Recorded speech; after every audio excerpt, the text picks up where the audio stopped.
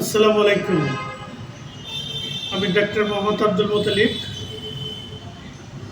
আমাদের দৈনন্দিন জীবনে প্রতিদিনের নিত্যদিনের ঘটনা, তা হলো অসাবধানতাবশত হঠাৎ কোনো অস্ত্র দিয়ে কাজ করার সময় অথবা ঘরে বাইরে বাসা অফিসে কাজ করার সময় কেটে যায়, সাথে সাথে ফিনকিতে রক্ত বের হয়, ব্লিডিং শুরু হয়।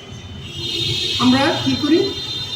দ্রুত ডাক্তারের কাছে চলে যাই, সেলাই বিভিন্ন ব্যান্ডেজ দিয়ে চলে আসে, ওষুধ খায়। কিন্তু আমি একজন হোমিওপ্যাথিক চিকিৎসক হিসেবে বলবো, এই ফিনকিতে রক্ত বের হলো, কেটে গেল, রক্ত বের হচ্ছে, আমাদের হোমিওপ্যাথিতে এই কাটা ছেঁড়া রক্ত বের হচ্ছে, রক্ত ফিনকিতে বের হচ্ছে, এইটা দমনের জন্য সেলাইবিহীন যদি এই ক্যালেন্ডুলা ওষুধটি, সেটা হলো আমাদের প্রত্যেকেরই জানা, প্রত্যেকে চিনি, আমাদের মা বোনেরা মুরব্বীরা এটা ব্যবহার করে গাঁদা ফুল দিয়ে এই ক্যালেন্ডুলা ওষুধটি তৈরি করা হয়।